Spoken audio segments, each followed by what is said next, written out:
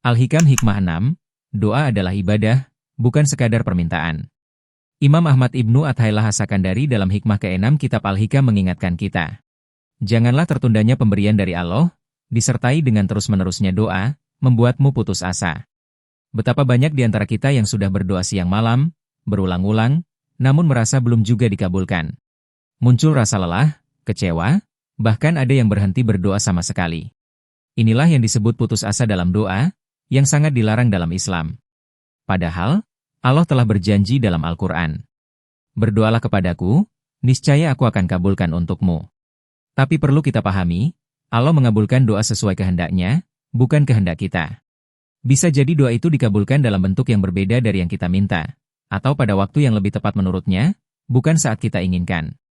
Dan yang lebih penting, setiap doa adalah ibadah. Rasulullah Shallallahu Alaihi Wasallam bersabda, doa itu adalah ibadah. Artinya, saat kita berdoa dengan sepenuh hati, kita sudah berada dalam keadaan ibadah. Bahkan saat kita menunggu terkabulnya doa, detik-detik penantian itu pun dinilai sebagai ibadah.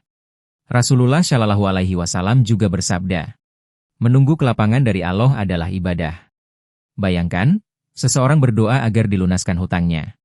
Selama ia terus berharap, terus menanti sambil memperbaiki diri, hari-harinya penuh pahala. Setiap napasnya, bahkan tidurnya, bisa menjadi ibadah karena ia sedang menunggu rahmat Allah. Namun agar doa benar-benar dihitung sebagai ibadah, ada syarat-syarat yang harus dipenuhi. Doa tidak boleh berisi hal yang haram, tidak boleh hanya untuk coba-coba, harus yakin hanya Allah yang bisa mengabulkan, dan hati harus hadir dalam setiap permintaan. Lalu, ada pula adab-adab yang memperindah doa, seperti berwudu, menghadap kiblat, memulai dan mengakhiri dengan pujian kepada Allah dan shalawat kepada Nabi Shallallahu Alaihi Wasallam, serta mengangkat tangan saat berdoa. Semua ini bukan sekadar tata cara, tapi bentuk kerendahan hati kita di hadapan Tuhan. Dan yang tak kalah penting, jangan pernah merasa kecewa kalau doa belum terkabul. Karena boleh jadi, Allah ingin kita terus berdoa, agar kita terus dekat kepadanya.